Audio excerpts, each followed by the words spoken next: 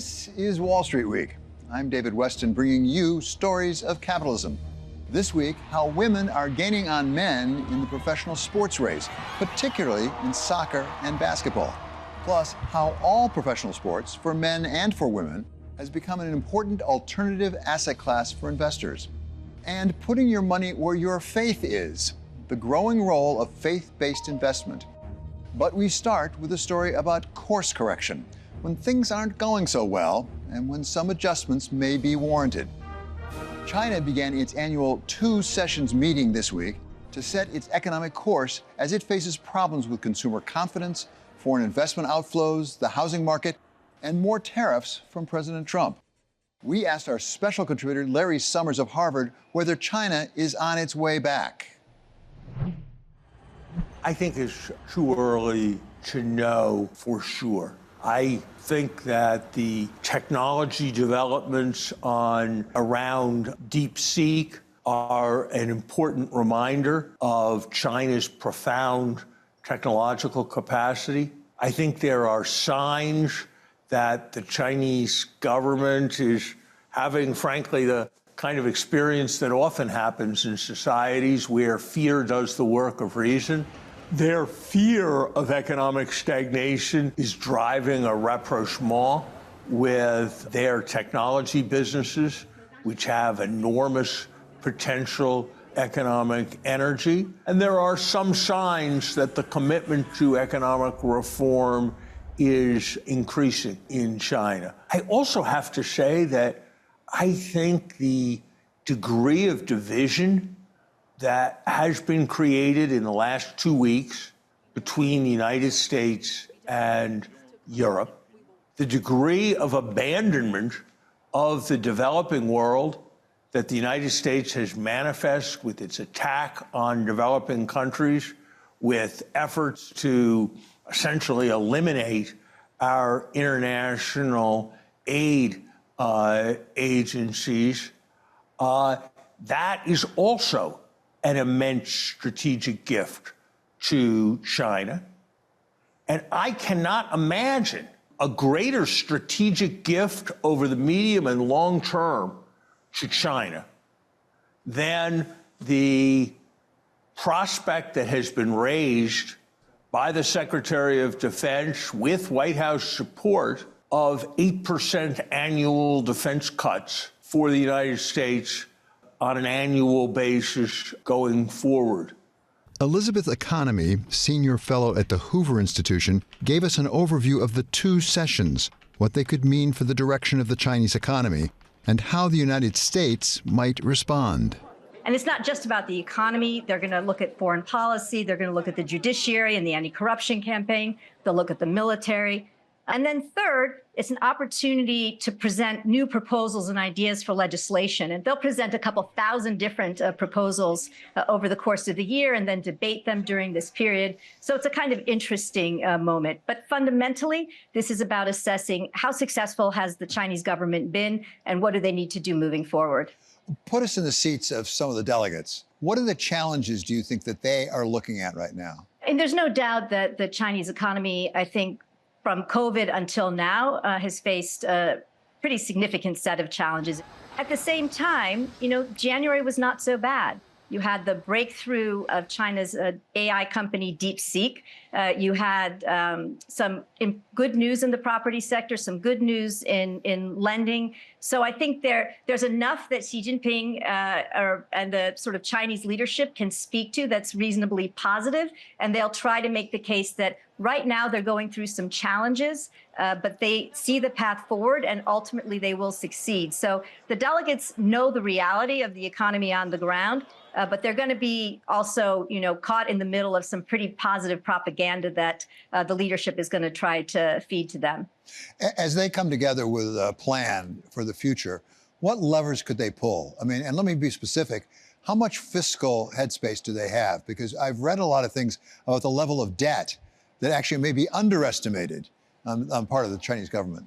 Right. So, they put forward a number of steps, fiscal stimulus back in September. And again, it seemed to have some positive implications for the economy. How would you describe the overall economic goals of China, of the Chinese government right now? I mean, China has a number of goals. I think, one goal certainly is to Trump-proof the economy. Xi Jinping, announced his theory of dual circulation, which is basically the idea that China can innovate, manufacture, and consume largely within itself. He says, the Chinese economy is incomparable in terms of its size and its ingenuity. It wants to continue to export, to continue to have foreign manufacturers depend on China for parts of their supply chains. But, for the most part, he wants to insulate China from the pressures of the global economy. I think that's one big goal. Again, I think number two, they want to, make China the leading innovation power in the world.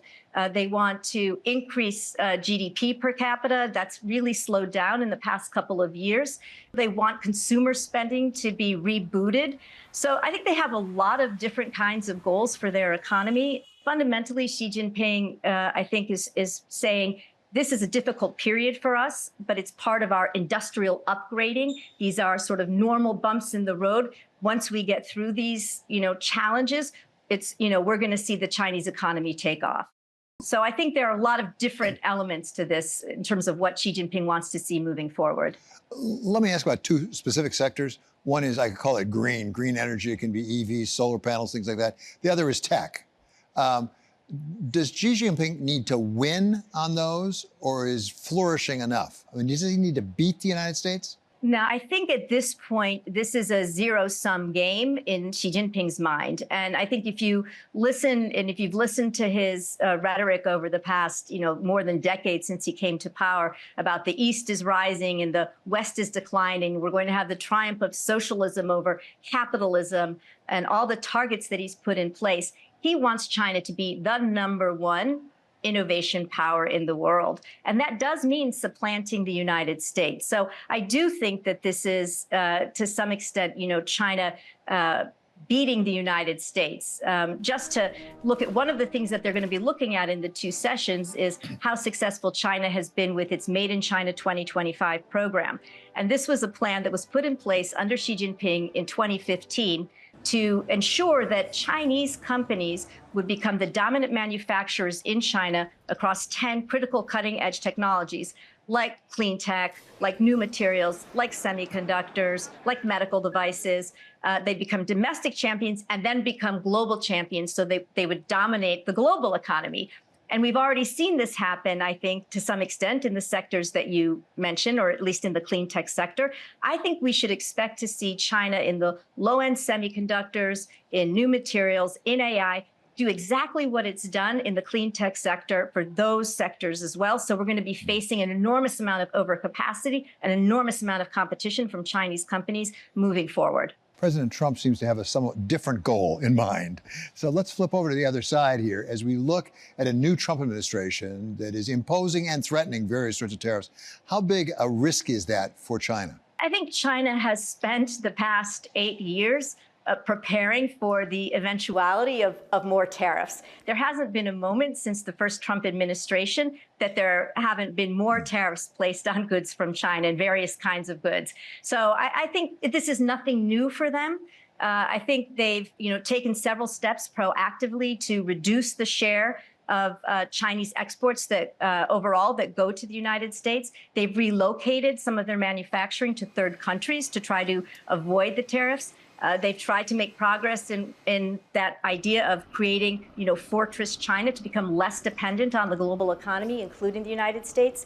And I think critically, they've developed their own retaliatory toolkit, right? So when we put tariffs on China, China responds by putting, tariffs back on U.S. goods. They, will single out U.S. companies like Google or like Micron for investigations. And even if those investigations don't amount to much, the mere threat, the mere statement that they're going to do that can often spook suppliers and consumers inside China and make it very difficult for those companies.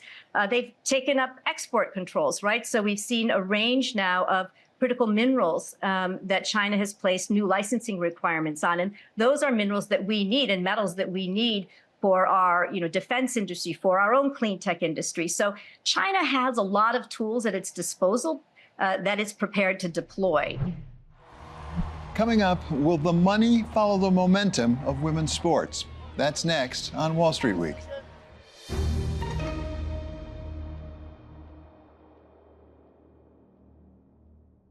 This is a story about perseverance and the women who are laying the foundation for what looks to be a huge investment opportunity, women's sports, where two of the fastest growing are the WNBA and the National Women's Soccer League. Endo in the box, in the corner! The lead now double! I think when you're looking at the women's sports space, specifically in the last 5 years, what you're seeing in the surge of growth really begins with consumers.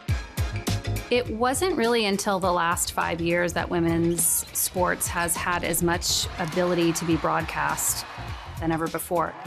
You're finally putting this product in the right spotlight, and it is exploding in popularity.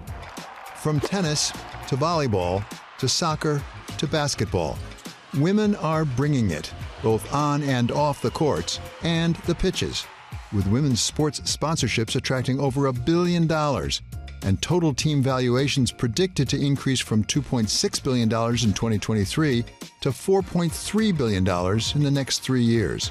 Number one, go Liberty! There is no question that women are fueling fandoms across stadiums, fields, and arenas. But is it sustainable? Little by little, we've been able to see huge increases in viewership and investment. With that comes the investment that we're now seeing today, where people are really seeing more viewership, therefore more attendance, therefore more sponsorship, therefore more merchandise being sold. And that all leads to more external dollars coming into the ecosystem saying, I believe that this is an economy that we can support and that also will have great returns. Good morning. Hello. How are you? How are you doing? Thank you. Thayer Lavielle is the executive vice president of Wasserman's The Collective, a women-focused global advisory business whose mission is to drive investment in women's professional sports. The exciting part right now about women's sports is that we're seeing similar types of investors in women's sports, which means that women's sports has reached a point where true capital partners are coming in, looking at how can they invest in this nascent economy. Women's sports might still be new on the scene, but they're growing fast. WNBA attendance almost doubled from 2023 to 2024. And in women's soccer, the 2024 final alone drew nearly 1 million viewers, nearly twice the audience as its men's counterpart. And the money is following the eyeballs, as media rights for the NWSL jumped from $1.5 million to $60 million in the most recent deal. Left-footed City! Given the numbers, it's no surprise that investors are paying attention, leading Lavielle to work with RBC to produce a study on the investment opportunities that women's sport provide. We started this particular study with RBC, which is our second study with them, earlier in 2024, really wanted to look at the trends that we were seeing about how much money was starting to come into from an investment perspective. We were seeing an enormous amount of private equity coming in, different venture capital groups, individual family offices driving some real dollars into women's teams and leagues. And so we wanted to stop and think about, from an RBC wealth investor perspective, how these teams and leagues would prove to be really good investment for them. And so we set out to look at this specifically through NWSL and WNBA because they are the most mature leagues in the United States, and really looked at very specific variables, particularly the revenue drivers. I mean, it's amazing to me that we've reached a point where this younger generation, this is their normal. Their normal is that female athletes are able to play in a stadium like this, sold out with an incredible amount of fans. Chris and Angie Long are among those who have become investors, leading the group that bought the NWSL's Kansas City Current. Give a full panoramic view. As more and more opportunities to watch women's sports have arisen, you've naturally now seen this massive growth in popularity, because at the end of the day, it's all about the product on the field. When you have a product that's as fantastic as women's sports, there's no doubt it's going to be successful. We have been big sports fans. We actually We're season ticket holders to a private professional women's team that was in Kansas City. And I think, our experience in 2019 being in Paris at the Women's World Cup really was enlightening to see the opportunity from an investment side, especially in light of the tremendous amount of global growth in the women's game. In building their franchise in Kansas City, the Longs are focused on their brand.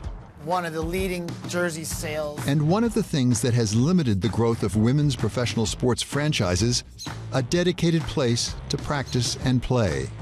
This whole space is for the Kansas City Current. I think that alone is a big differentiator because most other women's teams are playing in someone else's stadium. So they're relegated to a smaller space that might be more akin to a visitor's locker room.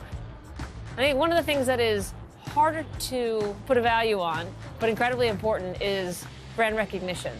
The first year that we had a team, it was a little bit like, oh, did you know there's a women's professional team in Kansas City now? To the point where we are now, where if we go somewhere and travel outside the country, people say, oh, Kansas City, isn't that the place that built the stadium for the women's team? And the first thing you see when you drive into this city is this stadium. There's not a person in Kansas City, the Midwest, and a lot of the country that doesn't know about the Kansas City Current and the stadium they play in. I think from a revenue perspective, I'm unaware of another women's professional sports team globally that's done as much revenue as we did this past year, which, by the way, is only our 4th season in operation. So from a financial success standpoint, I think that speaks volumes. From a revenue growth perspective, we're doing fantastic. I think it is north of a $20 million swing in revenue being in your own facilities. From a asset appreciation perspective, we're doing fantastic. You look at what you can do in women's sports today, and the multiple invested capital versus the risk taken, it's out of whack. It's absolutely in the investor's favor. And I think that's part of the reason you're seeing a lot more capital pour in, including private equity firms and these new sports funds, and all the things that are happening, I think, are due to the fact people are realizing, wow, if I'm gonna take an illiquid asset investment like a sports team, I should get compensated for it. And there's no better game in town than what we're seeing on the women's side. But there is another league taking women's sports to the next level, the WNBA. Since Caitlin Clark emerged as a budding superstar at the University of Iowa, women's basketball has skyrocketed, garnering the league more fans and opening up new markets. We are the first expansion team since 2008. The last was Atlanta, and then following us, we have Portland and Toronto next year. So growth of WNBA has been a long time coming, and it's taken many years to get here. This building has actually always been here for the Golden State Warriors, and now it's our Valkyries Performance Center.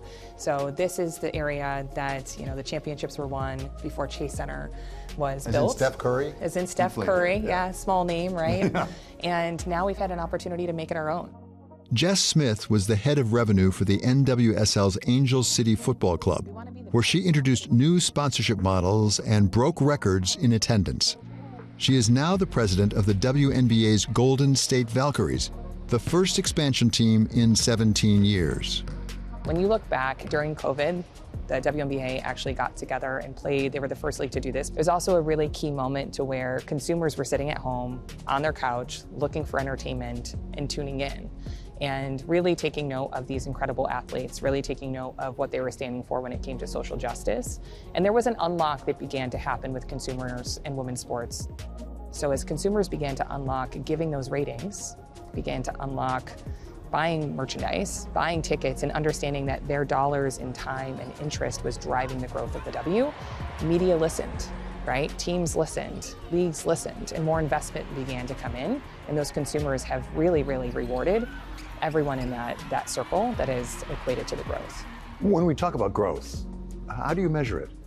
What are the metrics you pay attention to? There's two things. One is money and revenue, right? Are your revenue lines growing? Are you investing in the right way to make sure that those are growing exponentially? And two is fandom. How many people are coming into your ecosystem through purchases, but also followership on social media or TV ratings? And so if you're looking at both of those, the growth is very significant, but we have a close eye on both every single day.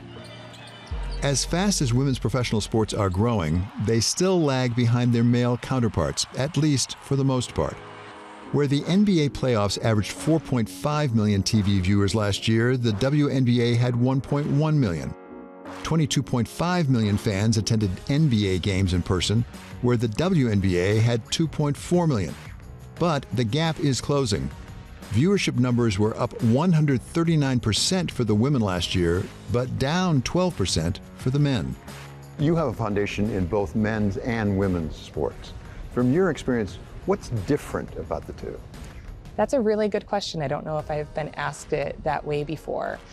I would say the assumptions of things. In women's sports, it's been assumed that when you create a product, well, you better not lose any money. And it's just interesting the standard that has existed there.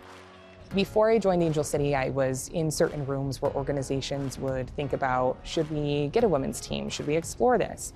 And what was really interesting about the mindset there was that the conversation always came back to, well, if we sold 4,000 tickets, maybe we wouldn't lose money. Instead of, what would it take to sell this out? That advantageous opportunity to build a product and build a business and seek revenue and be relentless about it seemed to be lacking from my personal experience when having the ability to kind of compare the two and think of the rooms that I was in. At Angel City, what was beautiful about that experience was we had so many people from outside of sport really using sport as an opportunity to create a better tomorrow, but wanted to build a sports product because it was an untapped opportunity. How do we create the most robust partnership portfolio and assets? How do we have the best content? And then you saw the market respond. And now you've seen that effect globally, and certainly within the different leagues and teams, but that's only just getting started. Only in the last 5 years have we been able to see more games online, more clanging of the drum for more viewership of all of these sports through both social media and through these athletes just having a bigger platform to say, hey, come and watch us. Hey Fever fans, it's Caitlin Clark. I can't wait to get to Indianapolis. I know you guys are excited. I am too. Go Fever! There's often been so many misconceptions about audience in women's sports. So long, people have said an NBA fan is a WNBA fan, and what we know about our consumers is that it really is for everyone. I don't know if you've seen the t-shirts that say everyone watches women's sports, and that statement is so powerful because it's true. The audience is actually pretty much 50% men and women. It's not a women's product for women. This is an incredible product for everybody. With all the success of the WNBA, it's still less than the NBA in terms of dollars, in terms of audiences, but it's growing faster than the NBA. Can you see a day that actually the WNBA overtakes the NBA? I don't think it's about overtaking. I think there's this limiting mindset that there can only be one. Can there only be one NFL versus NBA? The answer is no. What I believe and what we're already seeing is that this league will be one of the most successful sports leagues in the world, regardless of gender. It's already the 5th most watched sport here in North America. And we are only 30 years old. We have the best talent globally coming to this league, playing in this league with an upward trajectory of expansion and growth and viewership and games. That's going to be unstoppable. But there's not a this or that. I do believe that this league will be amongst the greats globally when we think of viewership and engagement. Coming up, sports as an investment class. It's driven in part by the rapid growth of women's professional soccer and basketball. That's where we turn next on Wall Street Week.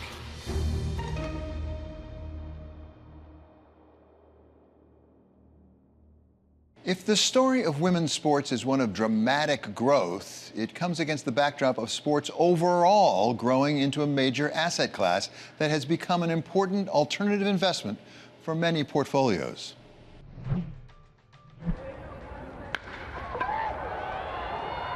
The rate of change has been pretty incredible. Nicole Pullen-Ross leads sports and entertainment solutions in private wealth for Goldman Sachs.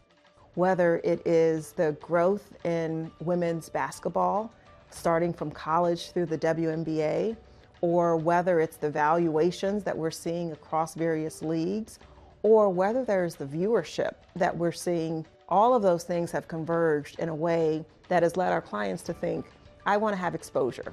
I want to participate in this growth, both from a passion perspective, but also from a profitability perspective. As big as investing in sports is today, it wasn't always that way. It grew out of agents representing athletes and the related businesses that grew around them. George Pine was one of those at the iconic IMG and watched the private equity business grow around it. When you kind of take a step back and you look at sports, it's primarily been run by, governing bodies and families, and they were very conservative in the application of capital and the use of capital. And so therefore, outside sources of capital didn't see this as a viable entry point. But as time has gone by and the media rights have increased in sports, and the audience and the avidity of sports have increased, so has the value of the teams, so has the value of the industry, and so has the opportunities within the sport. Early in my career, I was involved in one of the sort of archetypal sports businesses, IMG Worldwide. My mentor, Ted Forsman, acquired in the early part of the aughts. Josh Empson is another IMG alum. He is now the new co-head of sports at investment and advisory firm Sixth Street, owner and investor in sports teams such as FC Barcelona, Real Madrid, and the San Antonio Spurs. And the fascinating thing about the history of IMG is that the founder, Mark McCormick, was effectively the financial advisor for Arnold Palmer and then Jack Nicklaus. And as he looked at this, he realized that Palmer and Nicklaus were the value, not the league, not the tour that was organizing them. And McCormick realized and built that entire business, which became a multi-billion-dollar business, on the idea that they could be their own brand. They could bring the unique value to events. And I think that actually allowed, in some ways, gender parity at an earlier stage. And I think a lot of that is about the sponsorship ecosystem, right? That they didn't have to win just on the court for the purse. You could find someone, whoever was the charismatic number one in the world in either sport, could command a global audience for the period of their ascendancy and monetize it. Sports and investing in sports have come a long way from the days of representing Arnold Palmer and Jack Nicklaus in their size and scope, including geographic scope. Yield Street estimates the sports universe to be a $500 billion market worldwide, with revenue coming from media rights, ticket sales, licensing, and sponsorships. So sports aggregates millions of people in a way that nothing else does. The Super Bowl had 126 million viewers. There's very few things in America that bring 126 million people together. And then you have people that are passionate, like Philadelphia Eagles fans. So you have big audiences in a world that's fragmenting, that zero in around something that they love and have a passion for. That's what makes sports unique. And then being more global. So for all of those reasons, sports is becoming more and more attractive. And it wasn't that complex or sophisticated 20 years ago in terms of capital markets. It's bigger and broader, but what is it that investors are looking for when they seek to own a piece of the sports pie? It really ranges. I would say some of our clients who are long-term investors in the space have been investing as a private family for generations.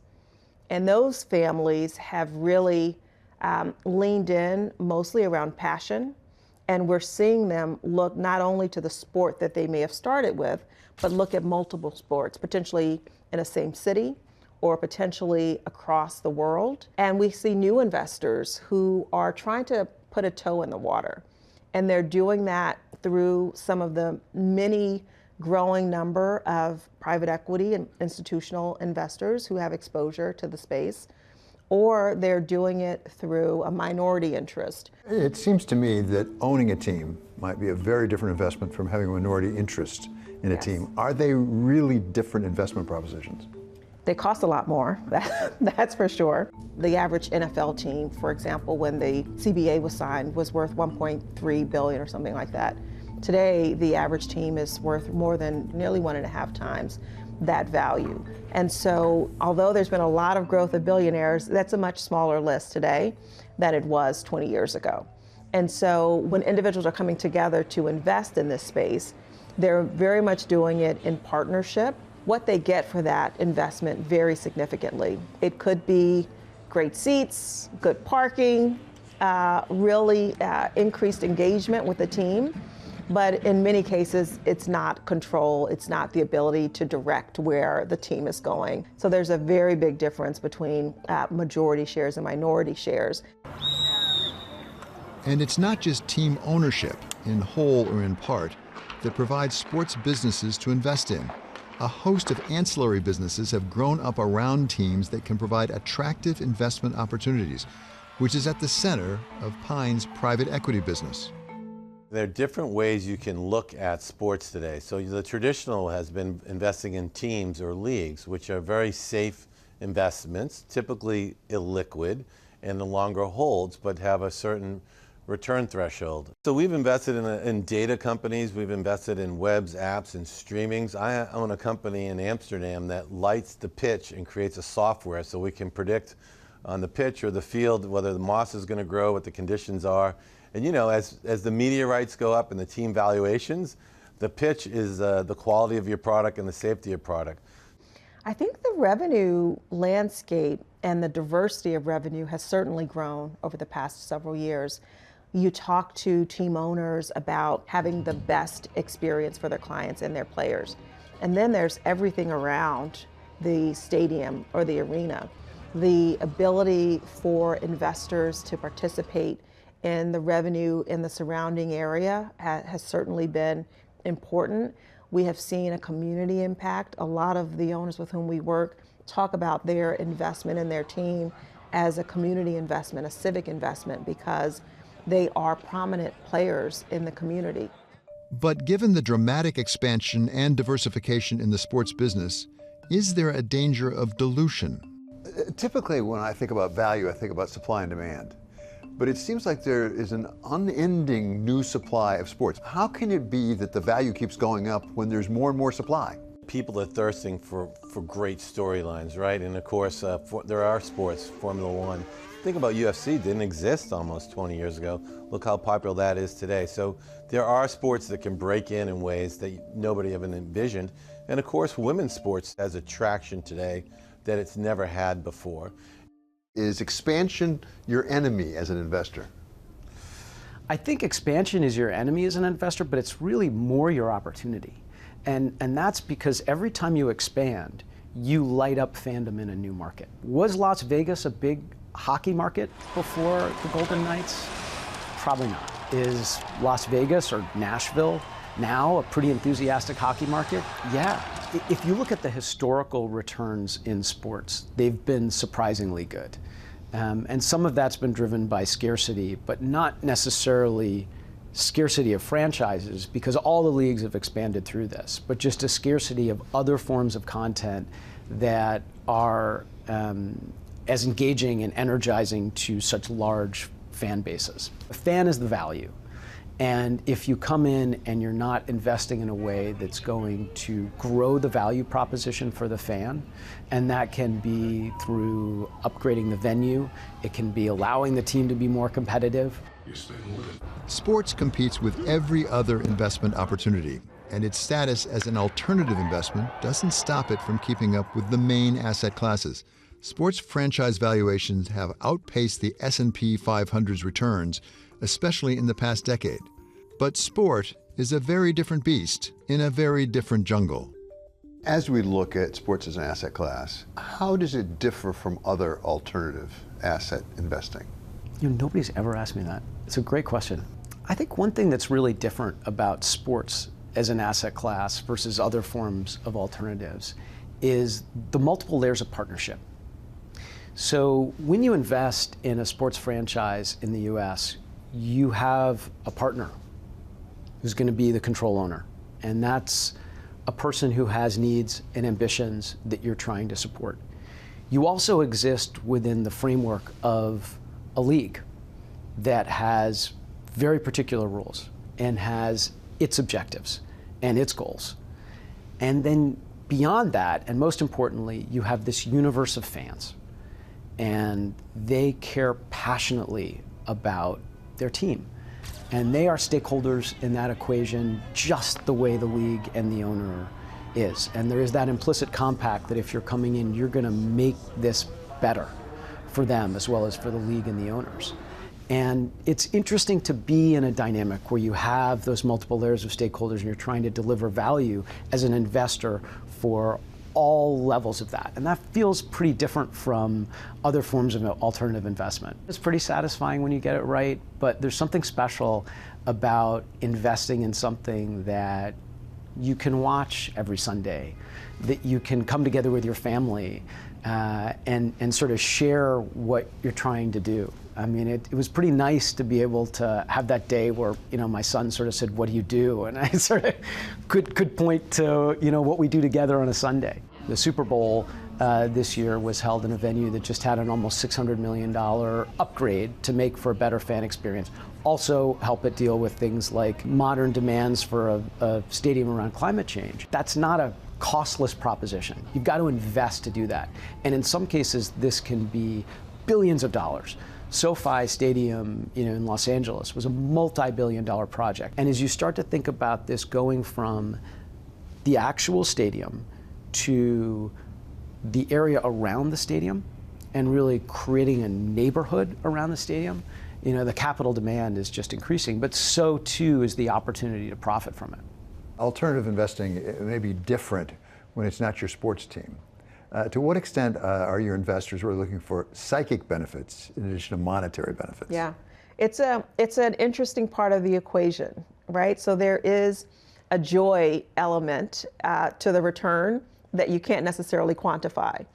And what we ask our clients to do is not just focus on the joy part of the return, but to think about the overall picture. And for some clients, that joy component is going to be at higher on the list of things that are important in the return. And for others, for institutional investors, it's lower on the list. And so making sure that we're helping our clients think through how to set return expectations for themselves in terms of liquidity, et cetera, is something that we feel is our opportunity to do to help them navigate this space.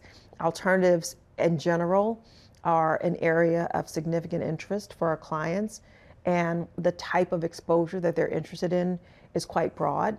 And so this is only a piece of that for most of our clients. For some, they really want to lean in and look at this as a primary investment.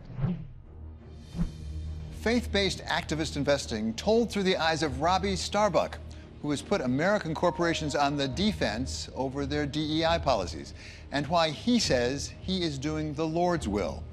That's next on Wall Street Week.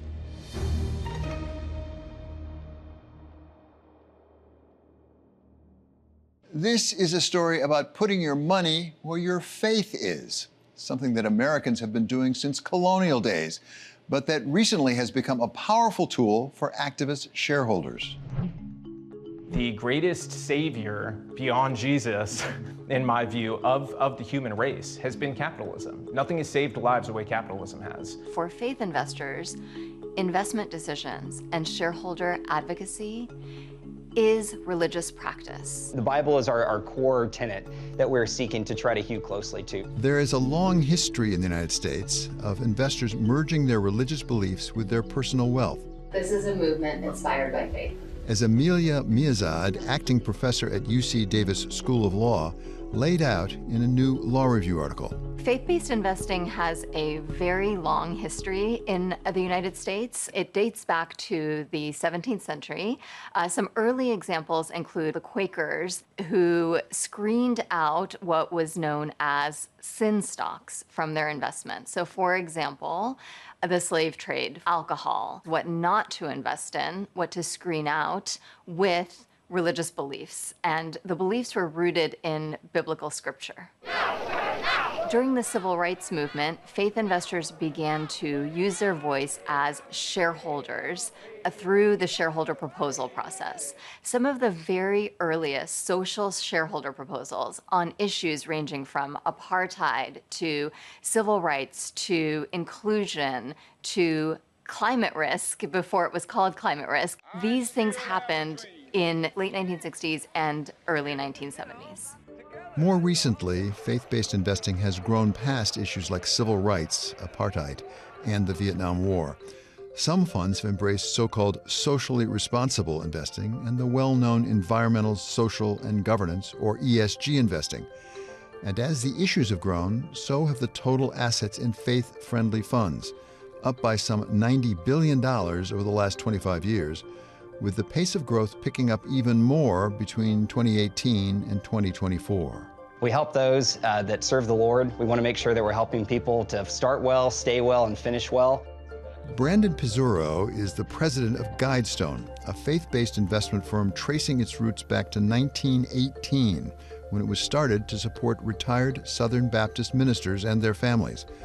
Today, it manages over $24 billion in assets. So we leave out 5 key areas. That's abortion, alcohol, tobacco, sexual immorality, and gambling. But there's also other areas such as predatory lending, THC or cannabis production, even private prisons. So we're screening out several key areas, verticals that we see that are antithetical to our moral and ethical posturing. But you're really only screening out a couple of percentage points out of some of the major indices, the Bloomberg Aggregate Bond Index or even the S&P 500. Are you growing in the number and the size of investments you have? We're certainly growing. It's been a slow burn. I think that's for all of us in the faith-based investing ecosystem. There continues to be growth. We believe the ecosystem for liquid securities in a faith-aligned manner are about $100 billion. Our mutual fund complex is about 20 billion of that. But there certainly can be more than multiples of that, 2 to 3 times. But some of the most current estimates are around that $100 billion mark. We're not activists. We do engage in corporate engagement.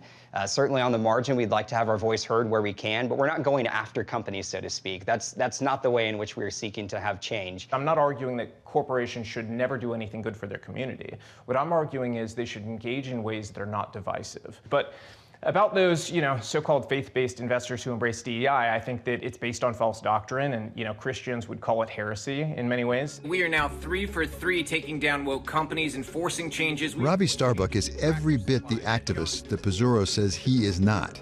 He's made big news by pushing companies to abandon their diversity, equity, and inclusion efforts, and he's had more than his share of success. A push against DEI has spilled into corporate America, where the legal assault on diversity initiatives has actually gathered some steam. McDonald's is no longer setting aspirational representational goals. The company is retiring its DEI pledge in its supply chain and renaming its diversity team as the Global Inclusion Team. Walmart is reversing course on diversity, equity, and inclusion initiatives, joining a growing list of businesses retreating on DEI programs targeted by conservative activists. I've had these conversations with CEOs at major companies where they've asked, okay, if we're getting rid of all these things, what are things you do think are not divisive?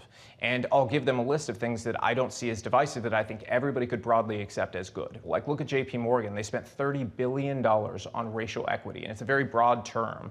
But the way that they spent that money, in my view, is terribly irresponsible, and it didn't do a service to the shareholders. It's like DEI in theory versus DEI in reality. I'm the one holding up a mirror of what it actually is in reality. Because in theory, a lot of people really like the theory because it made them feel good. It's like warm, fuzzy words, right? There's been a surge of shareholder proposals by Christians who believe that companies should not embrace DEI and should not embrace pride parades, for example. This is a relatively new phenomenon, and there is a lot of ideological diversity even within the Christian investor community in the United States. The Christian investor community cannot be summarized on a bumper sticker. How did you first get started in, call it faith-based investing, call it faith-based activism? What got you into this? We think about our values. So it's not even necessarily we start from the top line of, hey, we need this to be Christian investing, right? It's like, what are our values? Where do they align? And I think that's something a lot of investors do. So when investors from the outside look at it, if they're not familiar with faith-based investing, they are familiar with values-based investing because a lot of investors do it. What is your ultimate goal? I mean, part of it is the values of you and your family, your wife. Is it to sleep better at night and feel better that you're right with God? Or is it to change the behavior of the corporation? Well, I would say I have fundamentally 2 different ones. So from a faith-based perspective, it's obviously my wife and I want to sleep well at night and know we're not investing in something that is diametrically opposed to our faith. Secondary goal for me, just as somebody who wants to see America win, is I want to see corporations get out of the business of divisive everything. So if something you're doing is going to be extremely divisive in the marketplace and it's going to divide your employees, divide your consumers, I think it's bad business. And I think that a lot of the corporate world lost sight of that, because ultimately my thesis is many corporate executives lost sight of who their customer actually is. And so if you're embracing policies that are going to divide people, your business is going to suffer in the long run. On the side of, say, the DEI and woke policy, I've been very vocal because my desire there isn't to conform the companies to my values, because at the end of the day, I know if they fully conform to my values, you're going to divide this other group of people and it's going to be incredibly unfair to them. So I'm not advocating for a total theocracy here in corporate America. It's more so I don't want to invest in companies that are going to diametrically oppose everything I believe in such a visceral way that I would feel I'm doing a disservice not just to my country, but to my faith by investing in them. It raises a really fundamental question for me, at least. There are other faith-based investing outfits, investment firms, things like that, who have a very different view on diversity, equity, inclusion. They're all for it. Yeah. You're all against it. And they believe what they're doing is scriptural as well. So is one right and the other wrong? You know, there'll be people who are mad at me for this, but that's okay. That's not a new thing for me. It's, you know, they believe in something that I would call comfortable Christianity, which is one where you want to attract the largest number of people, but it's based off false doctrine. And so the idea for them is that they'll take a cherry-picked line and say, this line means that we need to behave this way. There is nothing in the Bible that says we should, you know, encapsulate our corporate structure around the idea that racism is okay. I don't think racism is ever okay. And DEI ultimately, when you break it down, it does not mean that you love diversity. It doesn't mean that you love inclusion, because if you look on the very top line, just rational thinking, you immediately find that they're actually very much not inclusive of, let's say, Christians. No one should question the sincerity of anyone's faith. But how far does it go? Are faith-based investors willing to give up returns for their true beliefs? Coming to investments and value-based, Christian-based, religious-based investment, are you willing to leave money on the table? Yes, that hasn't been the case, to be perfectly honest with you, but I am willing to 100%, because I look at it this way. I could die with a pot of money that's bigger, or I could die on my deathbed one day with my kids able to look at me and know that their dad had integrity, always lived by what he said he was going to live by. We do have investment objectives. We have to be adherent to indexes and benchmarks that are well recognized. We have to compete versus the broad group of peers that compete in a similar asset class space. So while we might be willing to so-called take a hit in some areas, I wouldn't necessarily characterize it as that. I think that we still have to have this values alignment as well as the return objective that are coherent with each other. At the end of the day, the thing that matters the most is that integrity, you know, and so you've got to stick to what you believe in, even if it hurts. Next, President Trump says he's making America great again. But are the days of American exceptionalism numbered?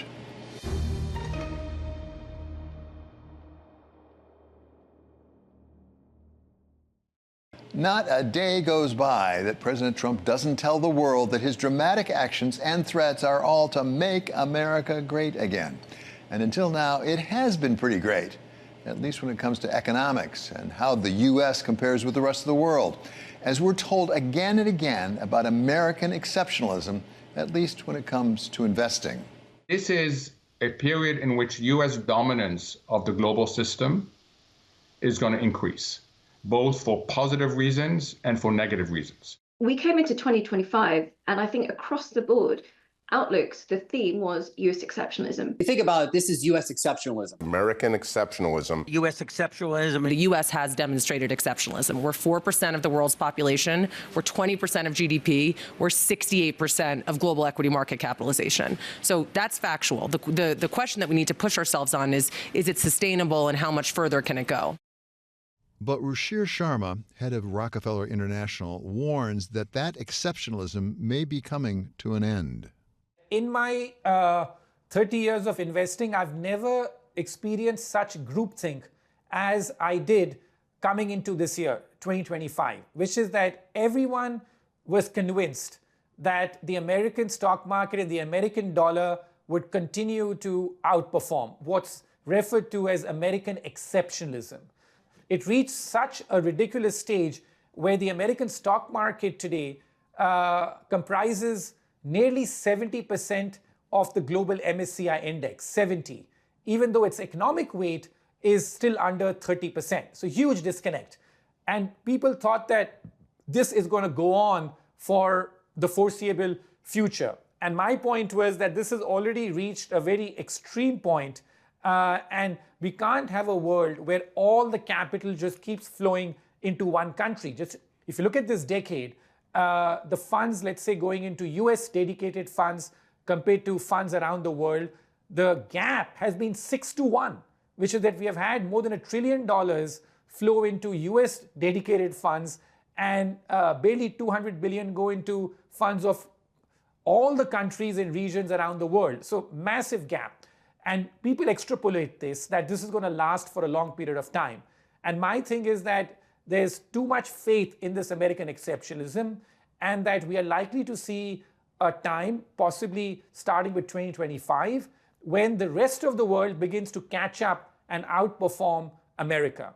So I'd say the big trend for me for the remaining of this decade, starting with 2025, is that I expect the rest of the world's markets, stock markets in particular, and even currencies to outperform the US. And that's because I think that this trend has gotten too far, sentiment is too stretched, and also because I feel some of the fundamental factors could be moving in favor of the other countries, which is that people are extremely pessimistic on Europe. The bar is very low.